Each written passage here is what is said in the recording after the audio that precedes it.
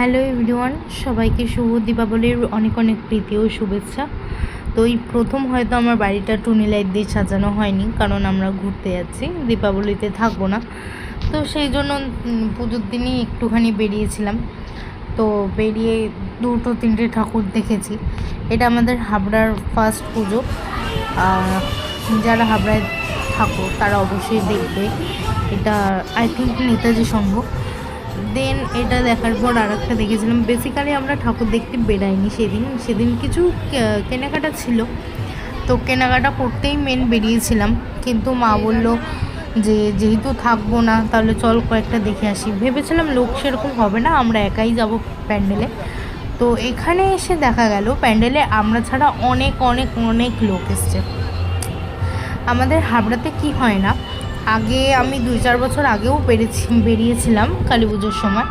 তো কালী পুজোর দিনকে সেরকম ভিড় হয় না, কিন্তু এই বছর বেরিয়ে আই ওয়াজ রং। মানে কালী পুজোর দিনই এত ভিড় হয়েছে না, দড়ি ঠড়ি পড়েনি, কিন্তু লোকজন মোটামুটি ভালোই ভিড় ছিল। আমি তো এটা দেখে পুরো শকড হয়ে গেছি যে মানে বারাসাতের পর হাবড়ায় এই প্রথম আমি কালী পুজোর দিন মানুষের ভিড় দেখলাম। আমি কোনোদিনও দেখিনি এত ভিড়। তো কিছু টুকটাকি কেনাকাটি ছিল। তো ফার্স্টে আমরা ঠাকুর দেখে নিয়েছিলাম মার কথা মতো। মা বলল ঠাকুর দেখবে, তো মাকে তো আর না বলা যায় না, সেই জন্য ঠাকুর দেখে তারপর গেছিলাম জুতো কিনতে। কারণ আমরা সমুদ্রে যাচ্ছি, আর সমুদ্রে জুতো নেওয়ার মতো একটা জুতো রয়েছে, আর একটা জুতো ছিল না। মানে বাপিরটা ছিল আর আমারটা ছিল, মায়ের ছিল না। তো মা এখন দেখছে কোন জুতোটা নেবে জুতো দোকানে গিয়ে। তারপর বাড়ি এসে কাকির বাড়ির পুজোতে গেছিলাম। এই যে আমার কাকির বাড়ির পুজো, মায়ের পুজো হয়।